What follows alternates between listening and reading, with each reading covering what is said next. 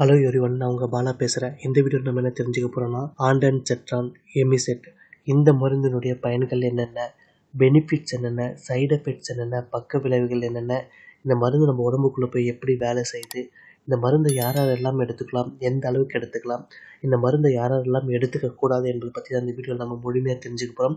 வாங்க வீடியோக்குள்ளே போகலாம். அதுக்கு முன்னாடி இது வரைக்கும் நம்ம சேனலை நீங்கள் சப்ஸ்கிரைப் பண்ணலாம், இப்போ சப்ஸ்கிரைப் பண்ணிடுங்க. அப்படியே பக்கத்தில் இருக்க பெல் ஐக்கனையும் கிளிக் பண்ணிவிடுங்க. அப்போ தான் என்னுடைய அடுத்தடுத்த வீடியோக்குள்ள உங்களுக்கு நோட்டிஃபிகேஷனாக வந்து சேரும். ஃபஸ்ட்டு இந்த மருந்தினுடைய பயன்கள், பெனிஃபிட்ஸ் என்னென்ன என்பதை தெரிஞ்சுப்போம். குமட்டல், வாந்தி, ஃபுட் பாய்சனால் ஏற்படக்கூடிய வாமிட்டிங் சென்சேஷன் இல்லை ப்ளௌட்டிங் இதையெல்லாம் கண்ட்ரோல் பண்ண பயன்படுது.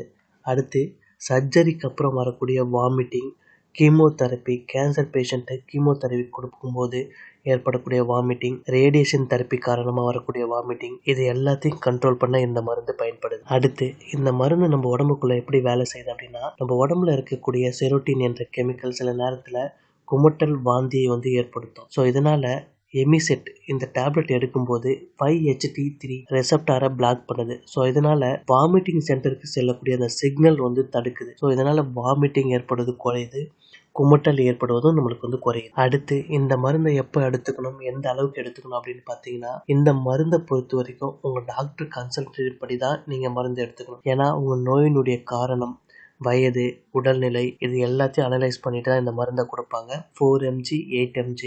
ஸோ உங்களோட நோயினுடைய தன்மைக்கேற்ப இதனுடைய டோசேஜ், அளவு, டைமிங் எல்லாமே சேஞ்ச் ஆகும்.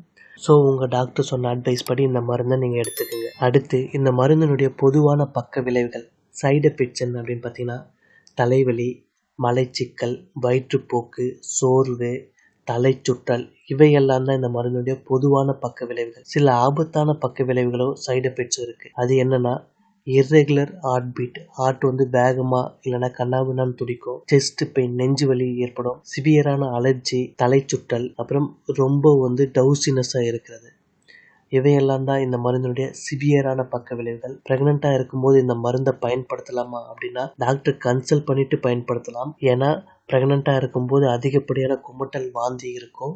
ஸோ அதை கண்ட்ரோல் பண்ண இந்த மருந்தை பயன்படுத்தலாம்.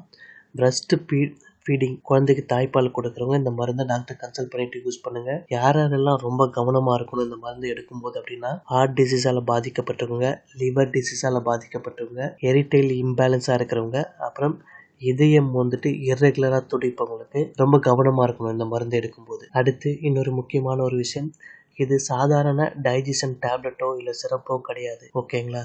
ஸோ காரணம் இல்லாமல் நீங்கள் அடிக்கடிக்கு இந்த மருந்து எடுத்துக்கக்கூடாது.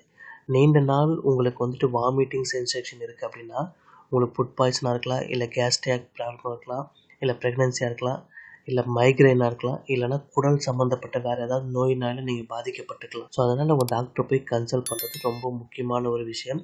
இதை தவிர்த்து உங்களுக்கு வேறு சந்தேகம் இருந்தால் கீழே கமெண்டில் டைப் பண்ணுங்கள், நான் ரிப்ளை பண்ணுறேன். இந்த வீடியோவை எல்லாருக்குமே ஷேர் பண்ணுங்கள். முக்கியமாக கேன்சரால் பாதிக்கப்பட்டவங்களுக்கு இந்த வீடியோவை ஷேர் பண்ணுங்கள். நாம் வேறு ஒரு வீடியோவில் சந்திப்போம். நன்றி, வணக்கம்.